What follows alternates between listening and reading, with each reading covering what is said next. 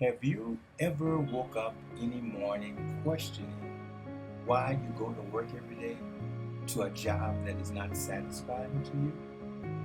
Have you ever questioned if there could be something more meaningful than what you are doing now?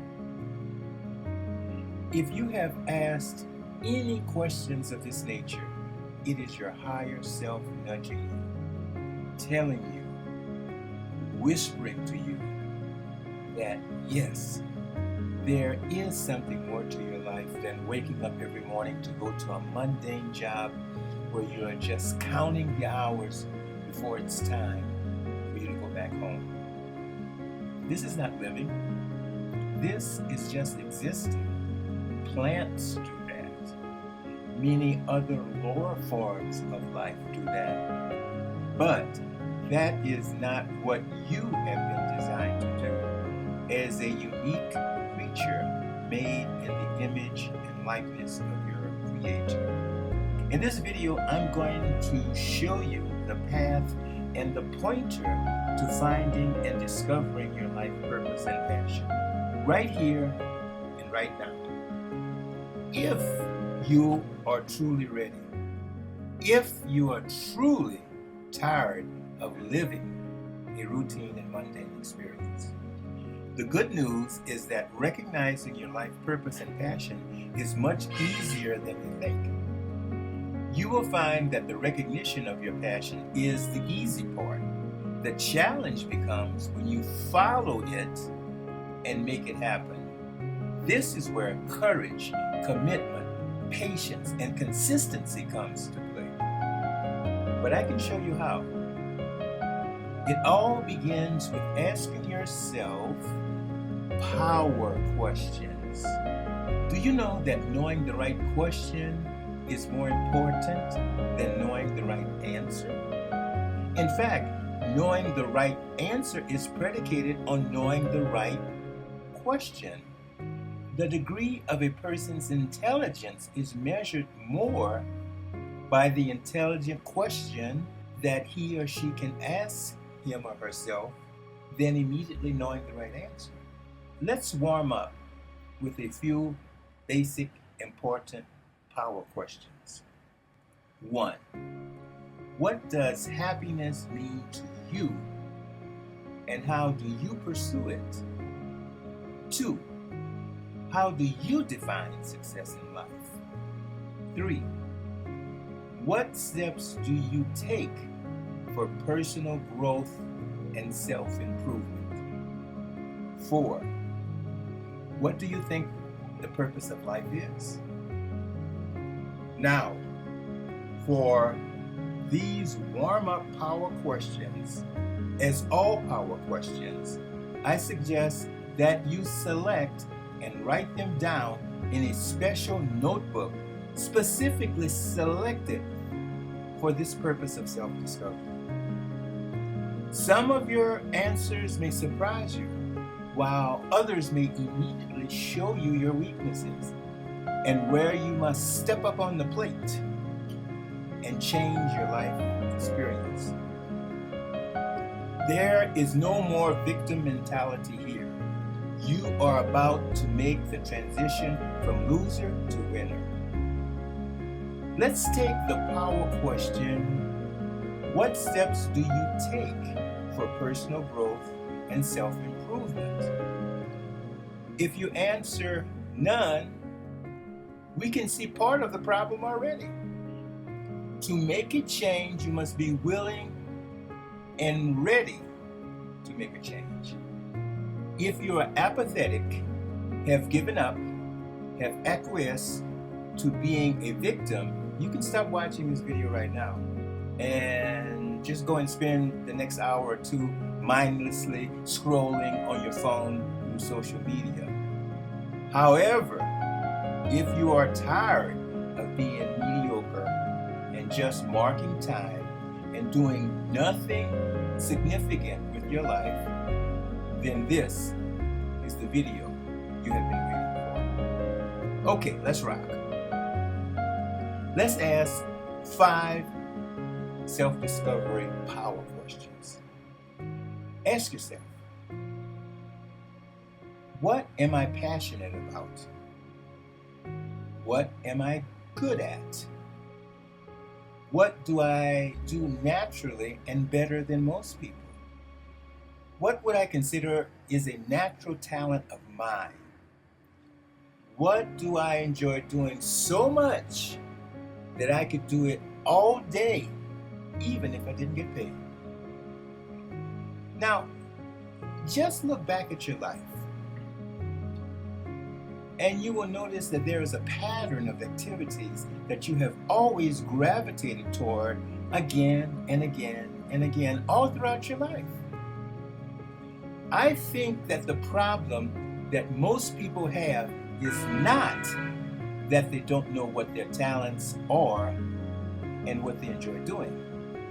I think that the problem is that most people believe that they cannot monetize it and make it a full-time living.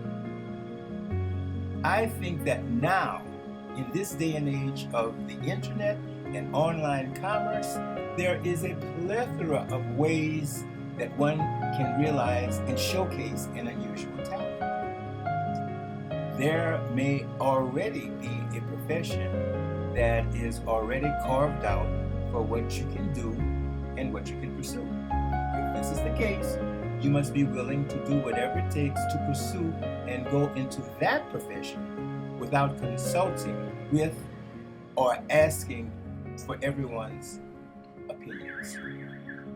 Sometimes the worst thing that you can do to yourself to demotivate your passion is to ask everybody for their well-intentioned, but in most cases, misinformed opinions. People will either over-congratulate you, while though meaning well, this will unwittingly demotivate you. Let me see if I can explain this to you. You see, when you are congratulated before you have made any effort, sends a false signal to your subconscious mind that there's really nothing more to do. There is really no need for any great effort. Why try so hard when you have already received the pseudo reward of an applause? Conversely, by telling everyone what you plan to do and asking for everyone's opinion, you will also get those mean-spirited persons who will try to discourage you intentionally, perhaps simply out of envy, because they do not have the courage to pursue their dreams. This is not to say that you will never need to consult with a qualified expert that you have recognized in your field of endeavor, but this is done carefully and sparingly, and usually in the later stages after you have committed yourself and haven't gotten started and are well on your way. Let's brainstorm a bit. If your passion or talent is something very unusual, you could say, for example, start an online membership site of paying individuals who would want to be part of a community of people like yourself, being involved in and exercising that same passion that you have.